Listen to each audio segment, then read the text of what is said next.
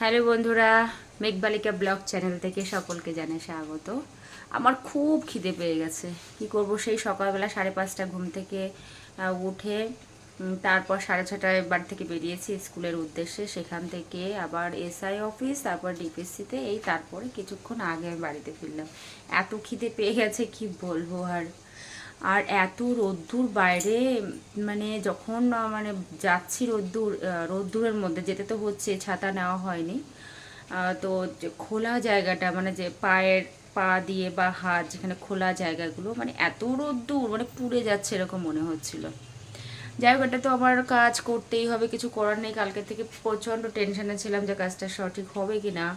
একটু প্রবলেম হয়ে গেছে যদিও, মানে সার্টিফিকেটে ফার্স্ট টাইম দিতে চাইছিল না একটা প্রবলেমের জন্য, তো সেই প্রবলেমটা সলভ হয়েছে। আর আমার স্কুলের নাম যেহেতু যেটা তার একটু এক্সট্রা হয়ে গেছে, যেটা প্রবলেম হচ্ছিল, মনের মধ্যে খুঁতখুত লাগছিল। যদিও স্যার জানালেন যে ওটা কোনো প্রবলেম নেই, প্রবলেমটা ঠিক হয়ে যাবে, কারণ ওই সার্টিফিকেটটা শুধুমাত্র এই 2 ইয়ার্সের জন্যে কাজে লাগবে। ইন ভবিষ্যতে এটা কোনো খুব একটা মূল্য নেই, যার জন্য চুপচাপ ঠিক আছে ভাবলাম যে হ্যাঁ ঠিক আছে, অসুবিধা হবে না। কিন্তু এটা কিন্তু ভীষণ ইম্পর্ট্যান্ট যে সার্টিফিকেটে কোনো রকম কোনো ভুলভাল শো যেন না হয়, এটা খেয়াল রাখতে হবে।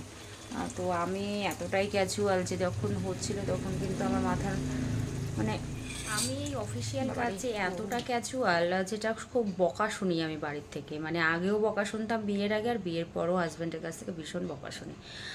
অনেক কাগজপত্র আমাকে দেয় গুছিয়ে রাখার জন্য, তারপরে যখন আবার সেই সার্টিফিকেট বা কাগজপত্রগুলো চায়, কিন্তু আমি সেটা আর খুঁজে পাই না, যেটা খুব প্রবলেম। মানে আমার ব্রেন থেকে সেটা আউট হয়ে যায়, মানে অফিসিয়াল ব্যাপারে কাজকর্মগুলো একদম নিতে পারি না।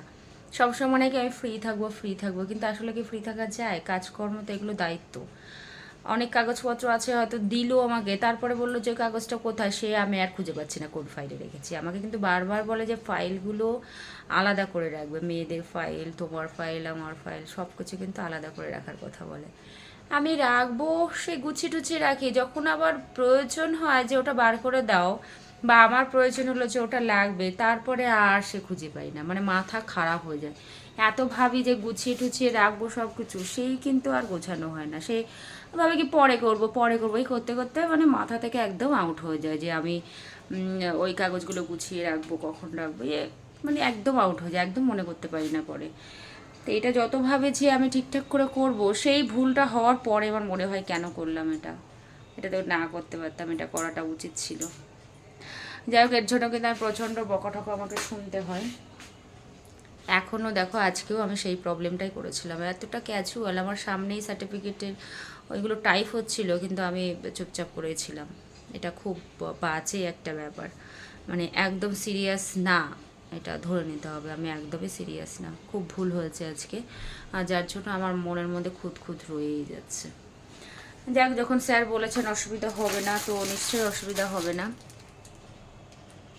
এখন আমি খাবো, প্রচণ্ড খিদে পেয়েছে। একটাই তরকারি, তো ভাত দিয়ে পনির দিয়ে এটা খাবো। আর এই পনিরটা অ্যাকচুয়ালি আমি কালকে রাতে করেছিলাম, সকালবেলা উঠে তো রান্না করার সময় হয় না, তো রাতে করেছিলাম। ডাল আছে, ডাল পাঁপড় ভাজা বা বেগুনি এগুলো আছে, বাট ওগুলো কিছুই খাবো না। এখন শুধু পনির দিয়ে একটু ভাত খেয়ে নেবো। আর আমার খাওয়া দাওয়া খুব একটা মানে খুব কিছু যে দরকার হয় তা না, বাটিতে কিছুটা ভাত আর পনির নিয়ে ভাত খাওয়া দাওয়া কমপ্লিট। মোটামুটি আমার এখন মানে মাথাটা স্বস্তি হয়েছে। মানে খিদে লাগলে প্রচণ্ড মাথা ঘোরাতে থাকে, আর কি করি না করি, মানে শরীরে একটা অস্বস্তি হয়।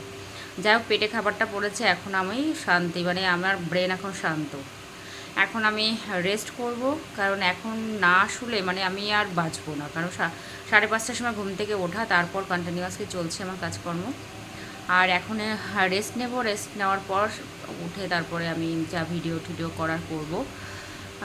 ফেডিটিং এখন তো আর কিছু হবে না, এভাবেই রেখে দেবো। আর ফোনে মানে এই ভিডিও যত এডিটিং যা কিছুই আমাকে নিজেকেই করতে হয়, নিজেই করি।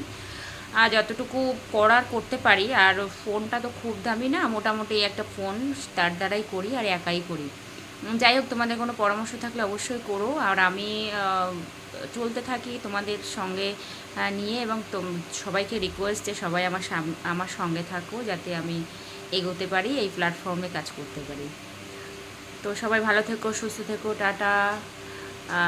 নেক্সট ভিডিওতে আবার দেখা হবে। ভালো থেকো। ওকে, টাটা।